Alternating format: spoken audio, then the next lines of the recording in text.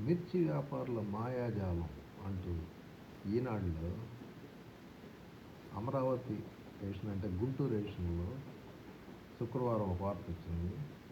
అదేంటో చూద్దాం. గుంటూరు మిర్చి యార్డులో ధరలు పెరగకుండా కొందరు వ్యాపారులు కొత్త పోకడలు అనుసరిస్తూ ఉన్నారు. వారం రోజులుగా మిర్చి అమ్మకాలు పెరిగాయి. వచ్చిన సరుకు వచ్చినట్టే అమ్ముడవుతా ఉంది. ప్రస్తుతం ధర తక్కువగా ఉండటంతో దేశీయంగా కూడా కారం మిల్లులు, మసాలా తయారీ, పచ్చళ్ల కంపెనీలు మిర్చిని కొనుగోలు చేస్తూ ఉన్నాయి. దీంతో డిమాండ్ పెరిగి ధరల్లో కదలిక మొదలైంది. మరోవైపు ప్రభుత్వం కూడా రైతులకు గిట్టుబాటు ధర కల్పించాలనే ఉద్దేశంతో కేంద్రంతో సంప్రదింపులు జరిపింది. కారం మిల్లుల యజమానులు, వ్యాపారులతో మార్కెటింగ్ శాఖ డైరెక్టర్ సమావేశమై రైతులకు మేలు జరిగేలా చూడాలని కోరడంతో సానుకూలంగా స్పందన వచ్చింది. ఈ పరిణామాలను జీర్ణించుకోలేని కొందరు ఎగుమతి వ్యాపారులు చేసుకున్న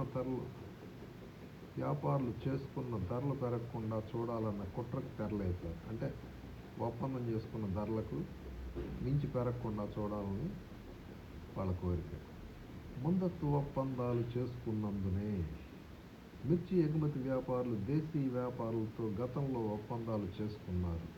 అప్పట్లో ధర తక్కువగా ఉంది. వారం రోజుల వ్యవధిలో ధరలు పెరిగినందున ఒప్పందం ప్రకారం ఎగుమతి చేస్తే నష్టాలు వస్తాయన్నది వారి భయం.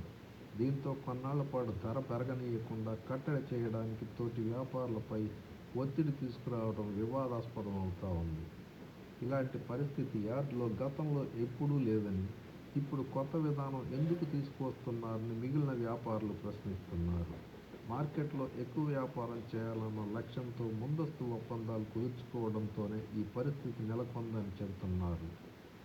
విషయం మార్కెటింగ్ శాఖ దృష్టికి వెళ్లడంతో అధికారులు వెంటనే అప్రమత్తమై సంబంధిత వ్యాపారులను పిలిచి మాట్లాడారు. రైతులకు నష్టం జరిగే చర్యలకు పాల్పడితే కఠిన చర్యలు తప్పవని చెప్పి స్పష్టం చేశారు. ధరలో కోత పెడితే లైసెన్సులు రద్దు.